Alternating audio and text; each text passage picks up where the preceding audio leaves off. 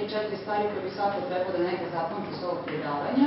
Ovo prvo, to je lista zabranjenih supstanci, to je šta je zabranjeno u sportu.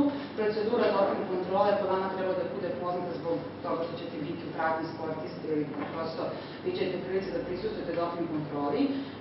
Ovo je naziv kada sportista mora da uzima neki lek koji je zabranjeno, prosto mora da ga uzima zbog svoje bolesti. I drugo, treba da znate šta se sve kažnjava u dopingu i šta je sve povreda antidoping pravila. Ono što je možda vama bitno i s obzirom da tek pravite savez, da negde krećete sa ovim i sa celom pričom o dopingu, to je da znate, negde vlada možda, kako bi rekla, stereotip da se naši sportisti kažnjavaju, ne znam, strožije ili da mi težimo, ne znam kako kaznimo sportiste prema nekim našim pravilima. Doping je lep samo zbog jedne stvari, a to je što su pravila svugde ista. Znači, mi nemamo svoja pravila, mi isključivo radimo po pravilima, vrtite glavom.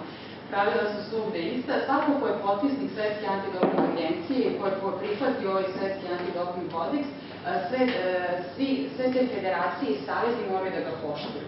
Obično, kada tako pokažem, onda vjerojatno pomislite na NBA i na njihove privatne lige, oni nisu potpisnici Srpskog antidoping kodeksa, zbog toga oni ne ulaze u onaj normalan sistem takmičenja, oni imaju svoje lige u okviru kojih sami rade doping kontrolu i sami se kažnjavaju. Ono što možda nije loše da, ovo je inače napravljeno kao negde vaše pitanja koje ste mi najčešće, odnosno koje sam najčešće dobijala kada sam išla predavanje, da ne bi bilo baš točno, tako da ovo u principu odgovori na pitanja koje sportisti najčešće postavljaju. Najčešće jedno pitanje jeste da li su infuzije zabranjene. Ovo vam govori da biste znali, puno naših vrhunskih sportista, znači skoro smo održali predavanje rukometnoj reprezentaciji, fudbalerima i tako dalje, uvek dolazimo u problem sa tim da im objasnimo da su infuzije zabranjene. Znači, osim ako sportista nije vitalno ugrožen, znači ako nije u bolničkim uslovima i lekar je ordinirao kao nešto što mu spašava život, infuzije su u sportu zabranjene. Zbog čega su to ljudi izmislili? Evo da ću vam primjer kao što se dešavalo u sportima koje sličam vama. Znači, koriste se nije bitno neki steroidi, a tako dok u steroidi idu neki diuretici i onda imate jedan organizam koji je iscrpljen, naravno dehidrirao i uvek je bilo najlakše vratiti ovu tečnost brzo putem infuzija. Onda su ljudi primetili, nevezano da neko uzima neke zabranjene supstance ili ne, da je to toliko postala rutina da ste imali, na primjer, košarkaške trenere koji su u poluvremenu utakmice davali sportistima infuzije da se kao ne znam kako vrate za drugi deo utakmice. Mislim, i to je toliko daleko otišlo da onda su oni rekli, ok, sad zabranjujemo, učite ih da piju, učite da se rehidriraju, da jedu, a infuzije postaju zabranjene, osim vidite 50 ml, to je bukvalno veliki špric, znači ne smatra se infuzijom i onda da znate, ako nekada neko, pitamo obično je pitaju, pa kako će to neko da detektuje, znači mi kada radimo doping kontrolu nemamo baš prevelike obično da gledamo nekome vreme, znači osim ako nam to nije naređeno, na niskim igrama smo to radili, ali tamo smo imali posebnu spravu koja je detektovala uvod i tako dalje. I znači mi to prosto ne radimo, mislim, ne uobičajemo, osim ako nam neko baš ne targetuje i kaže idite tamo ili taj neko prima infuzije, ali da znate, jedno što je problem sa tim jeste da se teško detektuje, ali ako vas neko vidi pa kaže, onda imate problem, ali naravno da se to desi, imate sada, nisam tada da vam nekoga vidi da prima infuziju. Povrede antidoping pravila, šta sve postoji? Vama iz života najpoznatije kada nekoga otkrijemo da je doping pozitivan. Znači, to najčešće čujete. Doping pozitivan piše u novinama i tako dalje. I to jeste najčešće povreda antidoping pravila. Korišćenje ili pokušaj korišćenja zabranjene supstance teško za detektovati. Morate da imate uvek osobu koja će da potvrdi da neko hteo da, kako se zove, da je neko imao nameru ili imate sportistu koji greškom ili nepažnje navede na doping formularu, na primjer, da koristi neku zabranjenu supstancu i to nam se dešavalo. Znači, jedan sportista je naveo lasis da je koristio i je znao da je zabranjeno. Tako da je to povreda antidoping pravila. Vidite da se da uzorak vama najposljedno. Imate povredu antidoping pravila koja se tiče popunjavanja nekih podataka o lokaciji, neće se previše zamarati. Na osnovu tih podataka o lokaciji mi testiramo sportiste izvan takmičenja, to nećemo raditi u slučaju vas još uvek. Posjedovanje više puta, da smo bili na sudu kao zovu stručni svedoci, odnosno veštaci, u slučaju kada su upoćeni na granici sa količinom steroida, koja je varirala od toga da je to bilo, na primjer, 200 komada plavih srca, do toga da je bilo 119 ampula testosterona i tako dalje. Znači, onda su nas oni zvali da potvrdi utvrdimo da li je to bilo za ličnu upotrebu ili za potrebe kao dilovanje. Drugo je davanje ili pokušaj davanja, ovo smo takođe imali u atletici, bezuspešno se završilo, niko od sudija to nije prepoznao. 6 ili 7 sportista je pisalo izjavu protiv trenera atletike, gde je jasno rekao da im je nudio da doping sredstva, da im je davao. Mi smo to procesuirali dok je trebalo, stalo na sudu, neuspešno završeno. Prodaja, znači isto se smatra povredom antidoping pravila, pored toga goni se krivično, ne samo time što nekome zabranite da se bavi sportom ili da bude aktivno u sportu, nego se goni i krivično. Tako da znate, ovo su povrede antidoping pravila, prema novom kodu dodate su još dve, to ću vam reći sad za par minuta. Procedura doping kontrole, to jeste bila ideja, znači ovo je kao sličicama objašnjeno, znači da vam pređem samo da biste znali čisto ako se desi da budete prati sportiste, najčešće prati sportiste budu treneri ili lekari kojih nema, ili fizioterapeuti kojih povremeno ima, ali pošto oni obično traže društvo, naravno ne moraju ako su punoletni, ne treba i niko, tako, ali oni vole da budu pratni trenera, tako da ćete često biti kako bih rekao, prilici da budete u tome da gledate kako izgleda doping kontrola, pa nije loše da znate koja su pravila. Znači, doping kontrolu mi radimo, ovde piše na takmičenju, izvan takmičenja, najavljeno i najavljeno. Ono što se vas tiče, znači mi ćemo vama raditi na takmičenju, kad budemo radili, znači govorimo o vašem sportu, nećemo dolaziti izvan takmičenja, još uvek vi nemate tu grupu sportista koje popunjavaju te podatke, lokacije i tako dalje. Znači, tako da ćemo mi doći uvek izvan takmičenja, pa nešto od ova dva. Najavljeno je najavljeno. Znači, vas ćemo uvek testirati na takmičenju, to je ono što vi treba da znate. Ovo je nekako, čisto da biste imali ideju, vi ste tu neko ko će biti u organizaciji.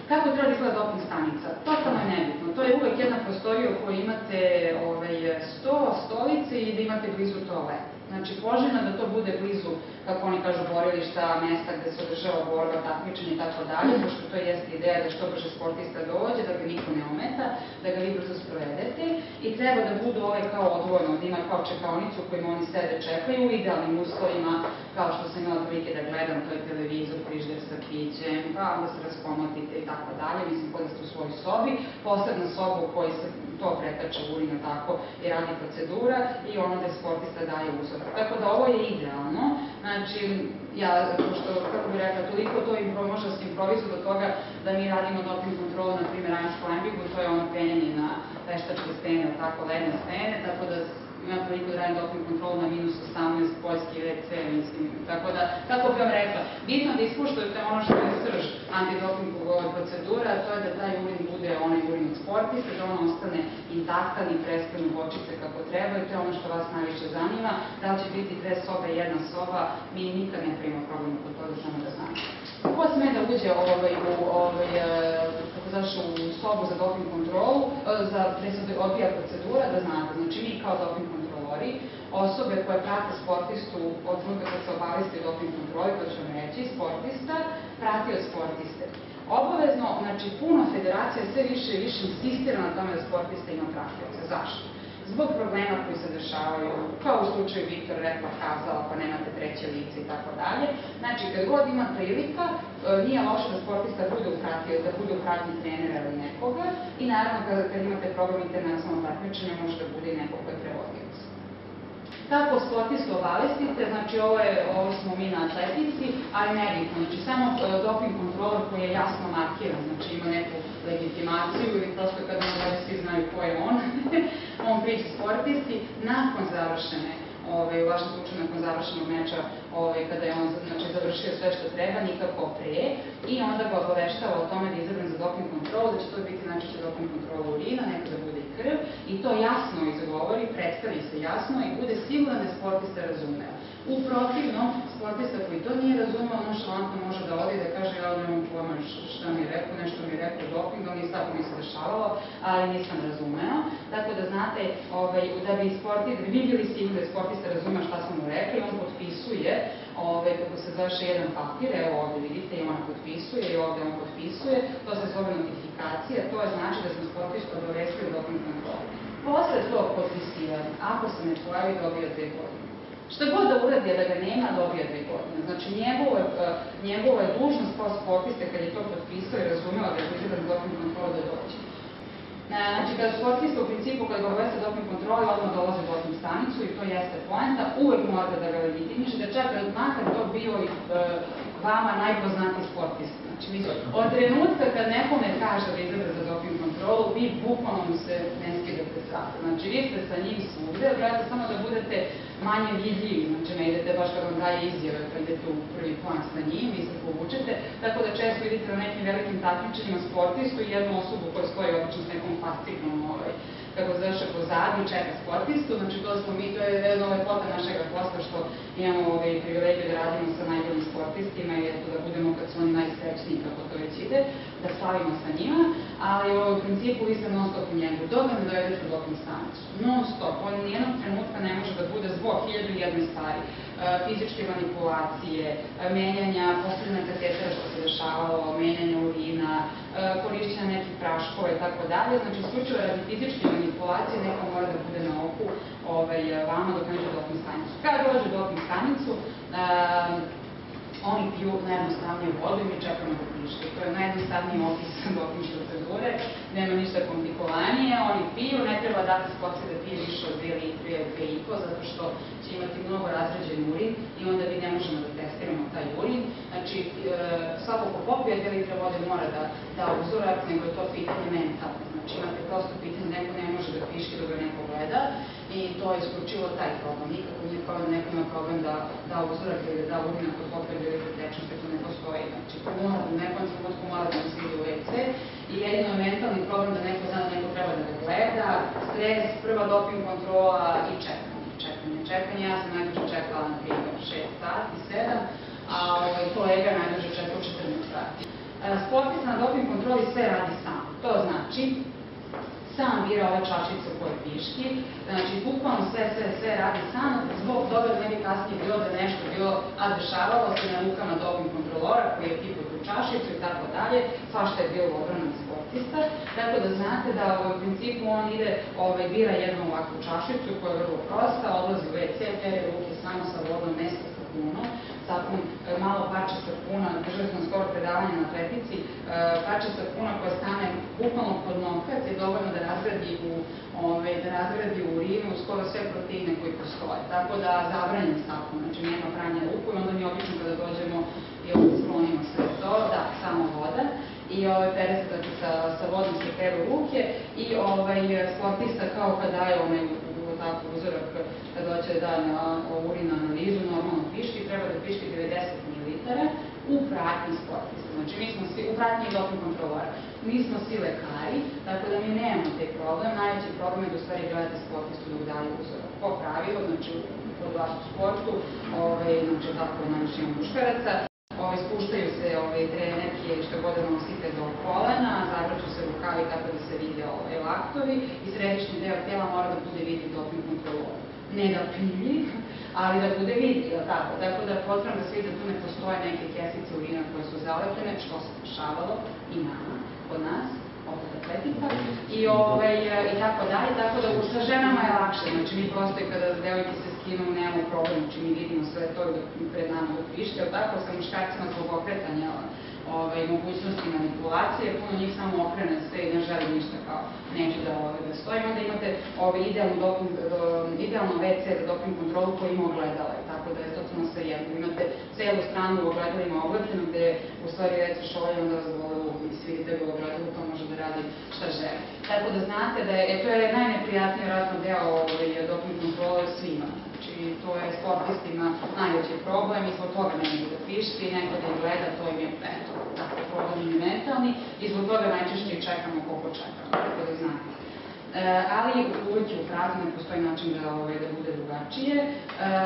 Ja sam donala, znači, kako izgledaju kitovi za doping kontrolu, vrlo jednostavno, on je dao svoj uzorak i kada da svoj uzorak, evo, možete kada da svoj uzorak, sportista sam prespe u bočicu A i u bočicu B svoj uzorak, znači 30-60 raspodeli ili još više ako ima više, zatvara sam bočicu A, zatvara sam bočicu B.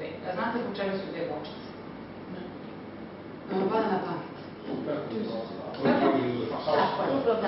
Znači, bočica A se uvek prva testira u laboratoriji, a ako je neko pozitivan, ima pravo da načela, svi znaju da su pozitivni, niko ne prizna, ali niko ne traži to na petu što mora sam slati sportista, da ide u laboratoriju, tako da, znači, nikad ne kaže da su znaju šta su uzeli, nemoj pojma odakle ima, kad ih vidite da su bili šta B, on ne želi. Tako da znate da i B ostaje u laboratoriji 10 godina. To je taj kome su Lensu Armstrongu retestirali toliko puta, to je taj koji retestiraju posle olimpijskih igara, pa imate posle olimpijskih igara povlačenje medalja i tako dalje. Znači, to je taj B uzorak koji ostaje u stvari u laboratoriji narednih 10 godina. Te bočice su takve da po pravilu ne bi trebalo da se ne bi trebalo nikad se zatvore, one ne mogu da se otvori, to se stvarno nikad nije desilo, ali ne bi trebalo, znači one su u laboratoriji seku, znači ne možete, čak i nasilno ne možete da ih otvorite ako želite, recimo da su mnogi pokušavali, pošto nam nisu verovali, ali stvarno one su u laboratoriji seku, sečene, znači u ovom delu se preseku i tako se radi analize, ne mogu da se otvore. Ovo je ovo što vi gledate, ovo je kit za urin, imate kit i za krv. Vama mogu da rade krv, možda prolete neko takmičenje stroja. Znači, krv je definitivno, samo da znate, budućnost dopinga. Više nije pitanje urina, sad su svi toliko govore o krvi, fudbal, čak i košarka u kojoj, mislim, da kažem, nema toliko ni previše rizika, svugde, svi sportovi, rizični, nerizični, mi dobijamo sledeće godine pravila po kome moramo u određenom sportu toliko krvi da uradimo. To pre nije bilo. Prvo, to je skupa metoda, zahteva puno akcije, znači doping kontrolora koji vadi krv uzima urin. Jeste, invazivna, puno njih ne voli, ima da neki više voli pa nego da čekaju satima da daju urin. Onda imate komplikovan transport za laboratorij rok od 24 sata. Znači, mnogo je teže, mnogo je zahtevnije i skuplje, ali recimo da to one koji diktiraju pravila ne zanima. Znači, od vratno 2015. puno krvi u svim sportovima koji su rizični i nisu rizični, zato što žele da se pravi biološki pasoši sporta, znači da svaki sportista ima svoj profil. Tolika crvena krvna zrnca i onda kroz vreme, narednih 10 godina, vi gledate njegov profil, njegove hormone i sve ostalo i to je ideja uopšte dopinga u budućnosti, tako da znate, vadit će se krv i mi ćemo to raditi sve više i više kao obavezno, nije pitanje dobre volje. U ovom formularu koji sportista popunjava, koji je vrlo bitan, on piše ovde šta je sve popio od lekova i šta je sve popio od suplemenata. Mnogo je bitno da ovde bude ono ko popunjava s koncentrisom. Ovo je, znači, na kraju najvažnije, to je inače da znate i vi, ako budete potpisivali kao neko koji u pratnji ili kao trener. Sve što piše na ovom formularu je kasnije dokaz. Kad krene nešto loše, kad je sportista doping pozitivan, kad krene da se seća toga kako mu doping kontrola nije protekla kako treba, kako je ko Viktor bila problematična doping kontrola i sve po redu, sve to mora da postoji negdje na formularu napisano. Ovde postoje komentari sportiste. Ako mu se nešto ne sviđa, treba da napiše. Znači, ako se s nečim ne slaže, treba da napiše. Ako vi primetite nešto čudno, treba da napišete. Znači, isključivo je to kasnije dokaz, ostalo je posle samo rekla kazala, zato i postoje ovi formulari, postoji čitavo polje da se napiše ako neko ima problem za doping kontrolu. Kad sportista potpiše ovde njegov poslednji potpis, gotovo. On se slaže sa svim što je uradio, slaže sa doping kontrola protekla u redu i smatra se da je sve završeno. Tako da znate, mi sportistu obično teramo više puta da čita ovo pre nego što potpiše, pa teramo vas kao trenere. Mnogo je bitno napiše broj kita, za njega je u stvari najvažnije da mu je ime i prezime tačno i da mu je broj kita koji stoji ovde na ovoj kutiji i broj kita koji piše na ovoj flašici, da je to broj kita koji je upisan ovde. I to je za njega najvažnije, znači da proveri svoje generalije, da proveri da mu je broj tačan i da mu je ovaj broj se slaže. Mi ih to teramo da rade više puta, pa mi proveravaju oni i onda je, znači kad se potpiše, onda je gotovo, doping kontrola je praktično završena i sportista dobija svoju kopiju.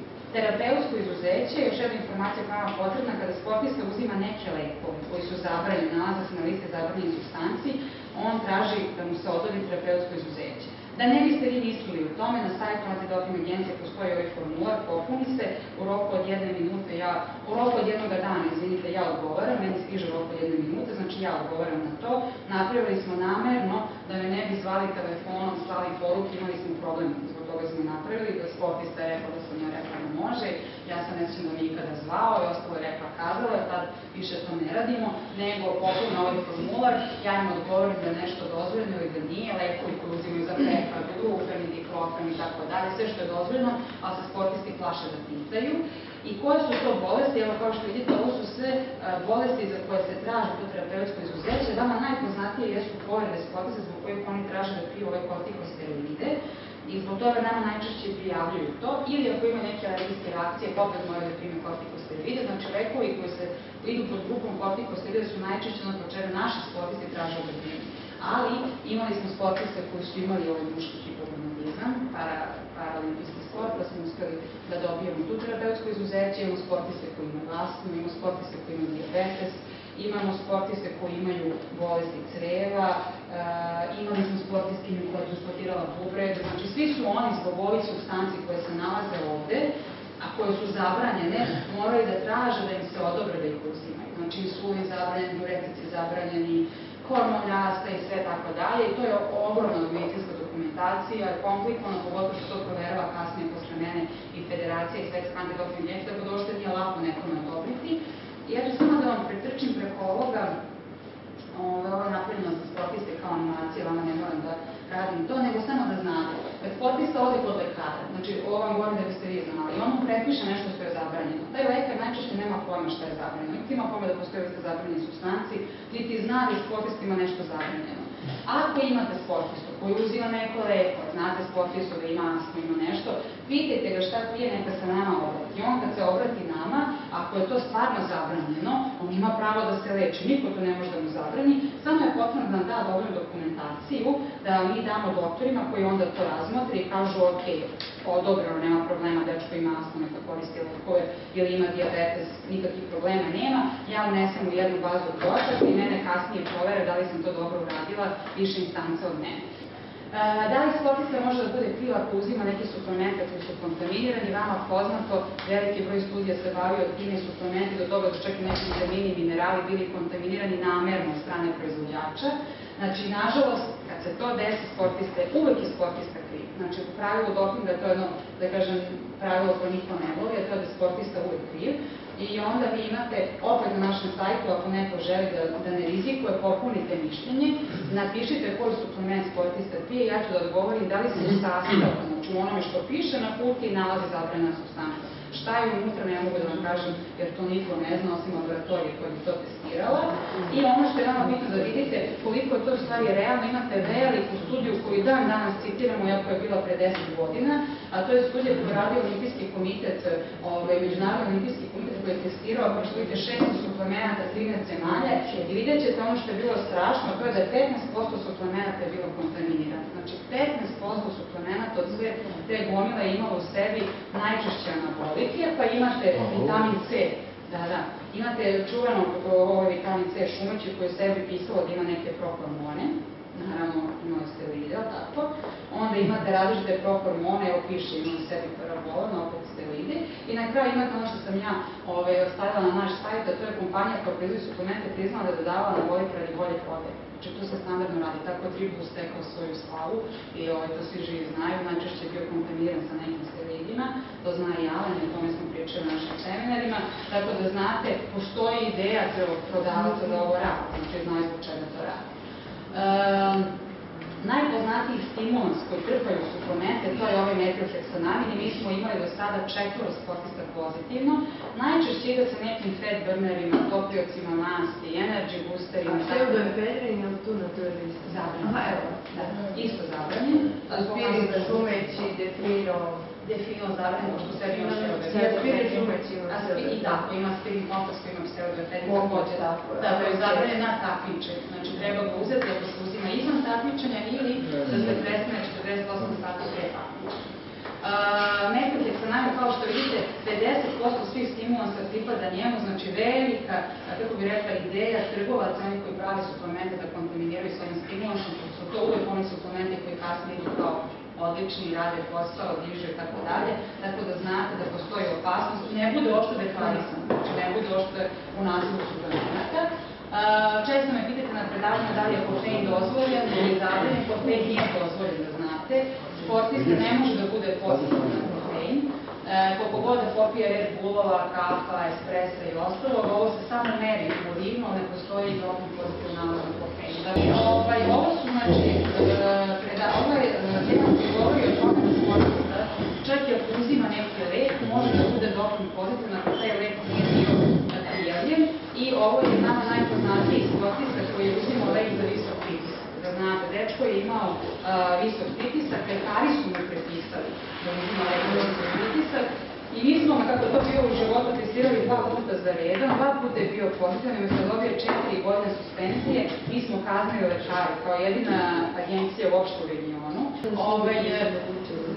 Halan je vratno ovo gledao na našim predavanjima, ovo je u principu slajd koji mi prikazujemo sportistima i vama kao trenerima, a pošto meni nekada bude naporno da pričam o tome koliko je upotreba steroida štetna, da kažem nekada je publika nezahvalna da pričam o tome, prosto nema potrebe, tako znaju bolje od mene. Ja obično ne bih prikazivala ovakve slajdove, citiram jednu... Slobodno prikaži. Evo, vidjet ćete, ali ne mora, evo sad je sledeći slajd. Znači, u principu citiram jedinu studiju koja je objavljivala štetne efekte steroida koji postoje, odnosno jedina bolnica koja je uspela da ne bude samo jedan slučaj, pa onako izbace case study, kako oni kažu, jedan bodybuilder, uzimao je pa onda opisuju njega. Ovo je jedina bolnica koja se bavi hormonskim zavisnicima, gde se nalaze 120 pacijenata, od kojih je 100 bilo onih koji su bili na steroidima. Ali kako se to kaže, žargonski abuzeri, da skrati, znači oni koji su koristili steroide godinama, a došli su u ovu bolnicu, pošto zna da se po njih te studije plaćaju i tako dalje, znači dođu ljudi sa željom da se kao ispitaju, oni u stvari budu dobrovoljci i svi imaju koristi od toga. I ovo je, kao što vidite, zbog čega su oni došli. Znači, ljudi koji su dugo uzimali steroide su isključivo došli vidjeti čipa kako im je stanje sa zdravljem, to oni koji su imali, naravno, ginekomastiju, hipogonadizam i tako dalje, promene raspoloženja. I ovo je, znači, očekivan broj smrti koji se desio na toj klinici, ljudi koji su koristili steroide je bio 0,7. I obično kada lekari predvide neki broj, to bude možda veće od očekivanja. Ovde se desila potpuno suprotna stvar, 10 puta više ljudi koji su, odnosno momaka, koji su koristili steroide je umrlo od očekivanih na toj klinici, isključivo kao posledica uzimanja steroida. I ovde je da vidite samo od čega su umrli, od posledica, znači od zastoja srca, ili bolesti srca, pošto se uzimanje steroida tretira kao neka vrsta zavisnosti, oni su obično imali još jednu zavisnost uz to, a to je bila zavisnost od heroina, kao što vidite, heroin je dat kao primer, trovanje nekim drugim narkoticima. Ovo su godine momaka koji su umrli na klinici posle minimum 6 godina korišćenja steroida. Mi smo od Saveta Evrope dobili kao zemlja projekat u kome je trebalo da anketiramo one koji koriste lekove koji su ilegalni na tržištu. I pošto mi nismo bavili sportskom medicinom, znači nismo imali kontakta sa tim, mi smo uzeli one koji koriste steroide, ali tako, pošto je bilo način da kažemo da su oni bili ilegalni, nisu baš ti kupili od apoteci testosteron, nego su kupili na svakakve druge načine. I onda smo anketirali njih 100 koji su u stvari bili oni koji koriste ove steroide i ovo su simptomi koje smo oni prijavili kao one koji su nastali kao posledica uzimanja. Ono što je možda vama zanimljivo ili već znate, nebitno, najveći broj njih je prijavio isključivo da je najviše smetio promene raspoloženja koje imaju nakon uzimanja anabolika i to je nervoza kao dominantna simptom, pa glavobolja, pa promene raspoloženja, pa depresija i onda idu one organski visok pritisak i tako dalje. Tako da ovo su naši domaći oni koji koriste steroide ili koji su bili neko vreme su zloupotrebili, tako da ovo su njihove prijave, u principu promena raspoloženja. Zbog toga imate da, na primer, zašto je Pistorius teo da dokaže da je počinio ubistvo pod uticajem steroida? Zbog toga što je teo da mu se to uzima, onda je bio kod apoteka. Tako da imate puno ubistva, imate koji su ljudi teže da kažu da su bili abuzeri, odnosno su koristili steroide, da bi moglo da im se uzme kao olakšavajuća okolnost. I ovo vam ostavljam za kraj, samo par slajdova da znate, 2015. godine, ne znam da ćemo se vidjeti pre toga na nekom predavanju ili ne, ali ovo predajemo sad, ova godina čitava je posvećena tome da predajemo samo o ovome. Sve se menja, u smislu menja se antidoping kodeks i to se drastično menja, zato što je Srpska antidoping agencija ne zna kako više da izađe na kraj sa onima koji su stvarno žele da se dopinguju, pa malo podstaknuti Lensom Armstrongom i čitavom aferom koja je išla oko njega. Oni su sada rešili da stvarno kazne one, kako oni to zovu real cheaters, znači oni koji su pravi prevaranti i koji stvarno imaju želju da se dopinguju tako što su pooštrili kazne. I uveli su ovaj termin, ovo sport entourage, to je termin koji je posle Lance Armstronga u principu krenuo, a to je svi oni koji okružuju sportistu. Dakle, da imate da se prema kodeksu osoblje koje prati sportistu, a tu spadaju treneri, lekari, članovi te menadžeri i tako dalje, da za njih takođe važe pravila koja se tiču dopinga i ovde piše da sportista ne može da sarađuje, da ima u svom timu osobu koja je imala povredu antidoping pravila i onda se to definiše pomoću nove povrede antidoping pravila koja se zove zabranjeno udruživanje. To znači sledeće u praksi, da pojednostavimo. Vi ste neka osoba A je, znači, pod suspenzijom 2 godine zbog toga što je, znači ovo pričam iz prakse, zbog toga što je bila doping pozitivna, znači vidim da ste vidi, dobio je 2 godine i on je čovjek nije imao šta da radi te 2 godine, pošto mu je zabranjeno da učestvuje na takmičenjima, jedno čega se setio to je da bude trener nekim našim vrhunskim sportistima. Od 2015. godine to neće biti moguće. Znači, ne može sportista da ima u svom timu nekoga kome trenutno teče mera zabrane ili vama poznat slučaj iz života koji su toliko već po novinama provlačili, pa su mu ljudi dali totalno pogrešnu konotaciju. Znači, poenta je bila da smo u 2015. godini, Viktor je pozitivan, on je sparing partner Novaku, šta god da oni kažu, oni zajedno neki da treniraju, kad bi neko teo da bude zlonameran, tako bi to gledao, i praktično imate Novaka koji čini povredu antidoping pravila zbog toga što u svom timu ima Viktora. Ovo je bitno za vas, to je da sportisti kada idu na takmičenje uvijek znaju ko ih testira, odnosno da ono kada je Novak bio u doping stanici 4 sata, da znamo da ga nismo mi testirali, nego ga testirala njegova međunarodna federacija. Znači, lepo je da se uvek zna ko testira sportistu. Da li smo mi došli kao nacionalna antidoping agencija ili ga je testirala vaša nacionalna federacija. I ono što je vrlo bitno za vas, to je ko izriče kaznu. Da znate, kada budete imali sportistu koji je doping pozitivan, isključivo sportski savez u prvom postupku izriče kaznu. Najbolji primjer za to kad smo imali 3 boksera koji su bili doping pozitivni i kada je savez hteo da bude blagonaklon i dao im svima opomene, u jednom danu su se javila Srpska antidoping agencija i njihova IBA federacija i rekla svi po 2 godine. Tako da znate, znači, prosto postoje neka pravila koja moraju da se poštuju, ali savez je uvek taj koji izriče prvo, ne kažnjavamo mi. Ne izriče antidoping agencija kaznu, mi nemamo ništa sa tim, uvek je savez taj koji kažnjava sportistu na osnovu neke naše preporuke. I ono što je definitivno najveća promjena 2015. godine, a to je da će kazna biti 4 godine. Znači, sve što je bilo kažnjavano sa 2 godine, bit će kažnjavano sa 4 godine i to će zavisiti koga da li je prva ili druga povreda pravila, koja je povreda, pa onda i ove povrede koje sam rekla, plus ove saučesništvo i tako dalje, pa onda imate koja je supstanca, koji je stepen greške, da li je bila jasna nepažnja, da li je bilo korišćenje suplemenata i tako dalje, da skratim, i onda imate kažnjavanje prve povrede koje ide od 0 do 4 godine, znači bit će dosta teško da se to odredi, i drugo koje ide 8 do doživotne. Znači, tako da, totalno su duplirali su kazne i to negdje jeste njihova ideja. I pogledajte, najveći broj 2013. godine je bio, kažem, upravo sa 2 godine, što nažalost znači da će 2015. godine najveći broj ljudi imati 4 godine sportiste kaznu, što će biti veliki problem. Ovo je naša statistika, 50 doping pozitivnih, ovaj dečko je 50 i sada što je uzim ove vinofilmucije za ove od 2006. godine i najveći broj naših sportista je uzimo steroide. Znači, ta ideja da kod nas taj doping ne postoji i tako dalje, nije istina. Svaki drugi koji je bio pozitivan uzima steroide, pa onda idu ovi diuretici, pa idu kanabinoidi i stimulansi u manjem procentu. Tako da znate, ovo je što mi kažemo neka naša pita kako izgleda slučaj u Srbiji. A ovo je vaša federacija, tukla sam samo neke slučaje da biste negdje imali ideju. Ovo je kažnjavanje koje je išlo, vrlo lepa statistika na sajtu, inače što je Reklos. I ovo su 2 godine kazna za steroide. I drugo, ono što je retkost, to je da postoji novčana kazna. Dobro, tako da znate, ovo je, kako se zaša, ova statistika za 2014-2013, pa imate zemlje iz kojih najčešće dolaze pozitivni, Uzbekistan, bez da je tako atraktivne zemlje, iz kojih dolaze.